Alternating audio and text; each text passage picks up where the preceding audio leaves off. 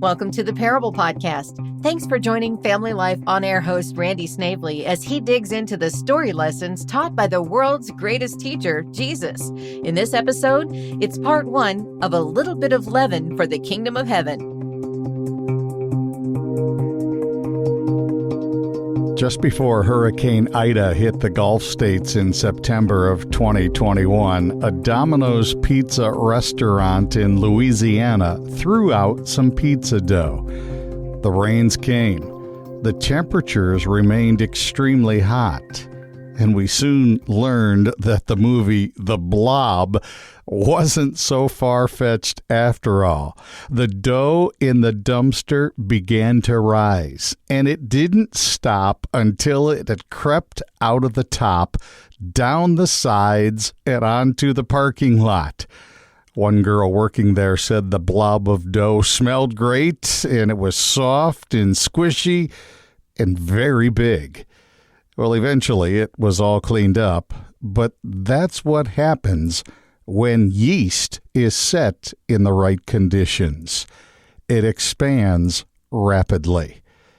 In Matthew 13, we come to another short parable that Jesus tells, but this one is more puzzling than the others we've looked at. Many Bible scholars with credible credentials have come out with conflicting conclusions to the parable of the leaven. And these are not just slightly different conclusions, but ones that are totally opposite from one another. There is strong disagreement. As I look at this parable, I think the key to understanding it is based really on two principles. We need to look at the context of what was said immediately before it, and that's typical Bible study. That's how you figure out what is really being said. And we need also to understand what leaven is and what it does. Looking at Matthew chapter 13, verse 33, he told them another parable. The kingdom of heaven is like leaven that a woman took and mixed into a large amount of flour. Some translations will say 3 measures of flour, until it worked all through the dough. 3 measures of flour in the Bible equals a little over 1 bushel. So it is a large amount of dough. Now, before we continue on, let's review quickly the different parables we've looked at so far, because all of them concern the kingdom of heaven. John MacArthur sums up the teachings of these parables, saying, the parable of the soils describes the breadth of the kingdom, which is the world. The parable of the wheat and weeds describes the length of the kingdom until the end of the age. The mustard seed parable talks about the height of the kingdom. Remember, the tree was very tall. And the leaven speaks to the depth of the kingdom. In the parable of the soils, we learn that the vast majority of people are going to reject the gospel of Christ. In the parable of the wheat and weeds, we learn that Satan's work to destroy the growth of the kingdom will clearly be noticed, and it actually is quite effective.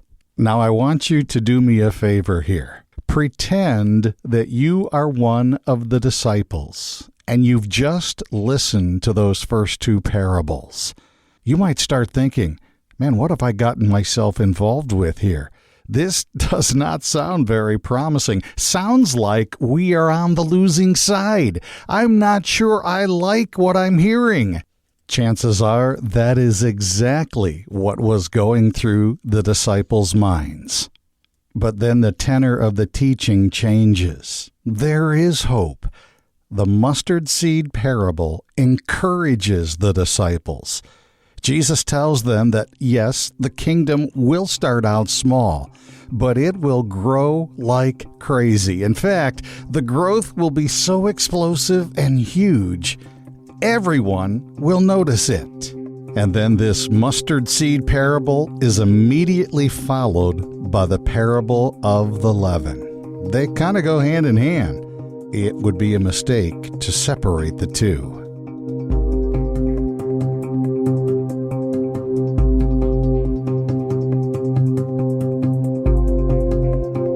You are listening to part 1 of Family Life's Parable podcast, A Little Bit of Heaven for the Kingdom of Heaven. It's taken from Matthew chapter 13, verse 33.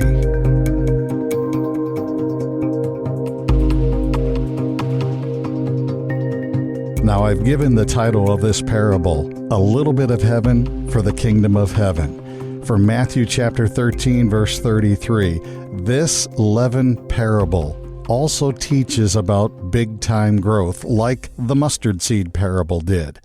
The difference, though, is how the growth is perceived. In the kingdom of heaven, with the mustard seed, the growth is outward. Here, the growth happens on the inside. Now, the problem with the interpretation of this parable is the usage of the word leaven, or yeast.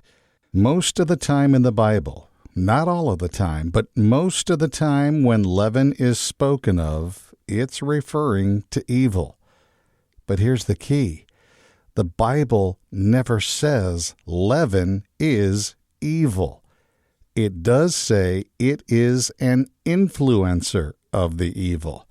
And that's important to understand. Leaven by itself is neither good nor bad. It's an analogy. It's like the word lion. Is lion good or bad in the Bible? Well, it's neither by itself. But when God's Word talks about the Lion of Judah, it's a good connotation. It's speaking of Jesus. But when the Bible mentions the devil being a roaring lion who wants to devour us, well, now the lion is bad. It's the same way with leaven.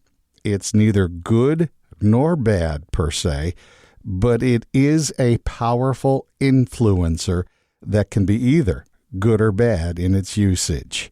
1 Corinthians 5 deals with the issue of sexual immorality.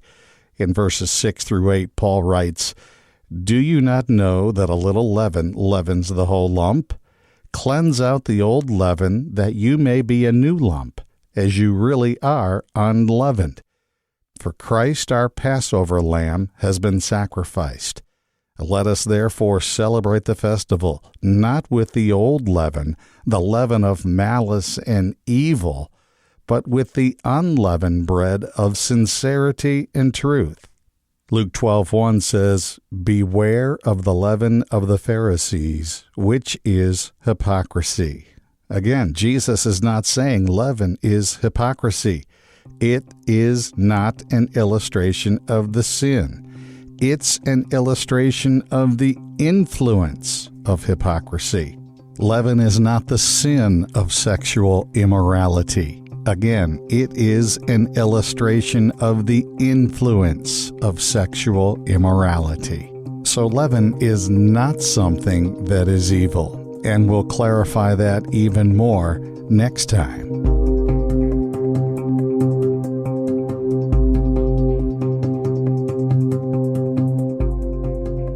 Thanks for listening to the Parable Podcast from Family Life. Be sure to subscribe so you don't miss future episodes. And please check out Family Life's other original podcasts, including Therese Talk, If That Makes Sense, and the Rise Up Morning Show podcast with Steve, Therese, and Tim. You can help Family Life share the gospel and bring spiritual encouragement to others when you partner with us financially at familylife.org.